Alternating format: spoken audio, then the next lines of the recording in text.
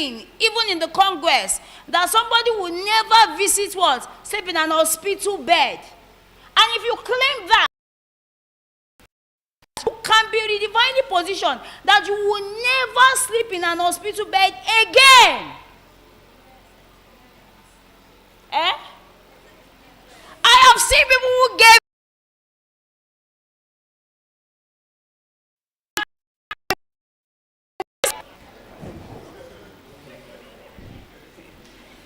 clap for Jesus.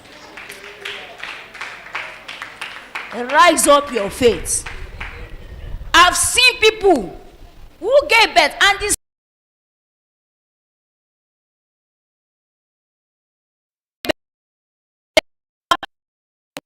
is what we are saying. They said the Hebrew women, they said before they get there, they have what? Short labor. Short labor. They get there, they've what? They've given.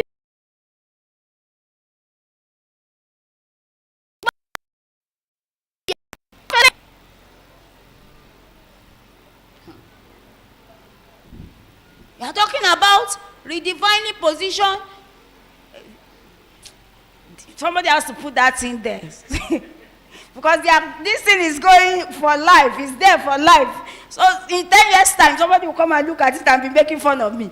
You are talking about divinely repositioning. If you were lending before, you can become a giver. If you were the one that was borrowing, you would, if God divinely reposition you, not only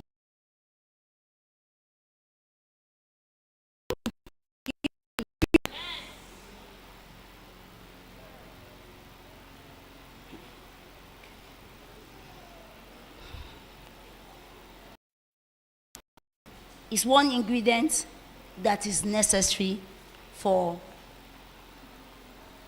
being repositioned by God. The man that we read in the book of Samaria did not have faith.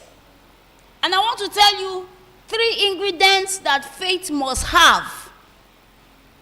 3 ingredients. Number 1, faith is characterized by joy. Joy. Faith and joy actually comes from the same source. The source of the both of them is what? Is the Holy Spirit. When you receive the word, don't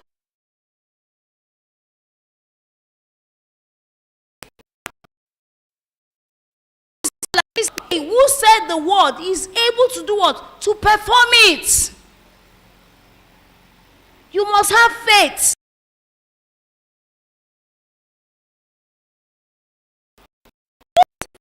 Joy is characterized by praises and by what? Thanksgiving. Time will not permit us to open. There are 4 prophecies God gave Abraham in the Bible. Genesis chapter 12, verse 1 to 7. Genesis chapter 12, verse 8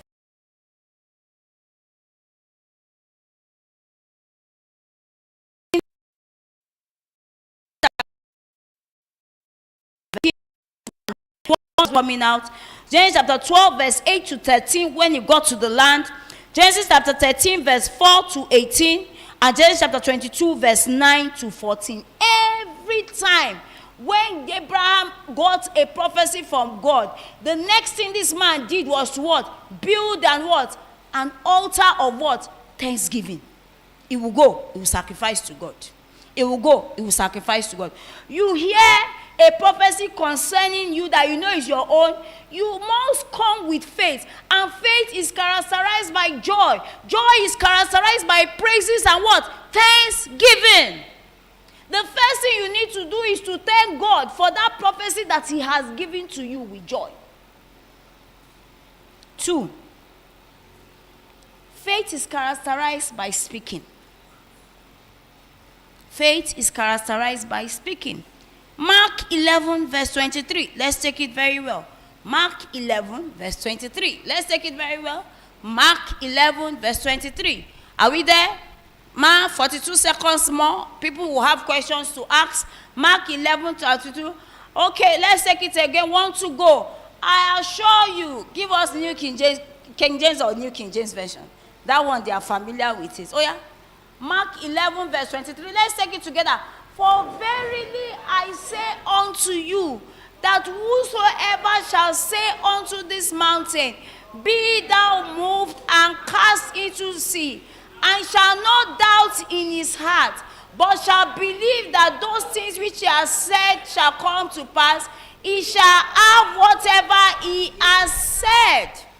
Jesus was teaching about faith. And he was telling us that when it comes to faith, you must do what? You must speak. That man at the Samaritan gate, what cost him not to be able to be a partaker of that prophecy is because he spoke the wrong words. I know most of us have been schooled. I doubt if I will see anybody here that will say out and say, what does Pastor Ann mean by divine repositioning? Which one is divine? There is another one. I doubt if there's any one of us that will open our mouth and say that. But what of in our hearts? What are you saying in your heart? Because it says he shall not do what? Doubt in his heart. Psalm 19 verse 14. Psalm 19 verse 14 says what? Psalm 19 verse 14. Please help me. My time is up. I have one more point to go through. Psalm 19 verse 14. Psalm 19 verse 14 says, let the words of thy mouth and the meditation of their hearts be acceptable in thy sight, O Lord.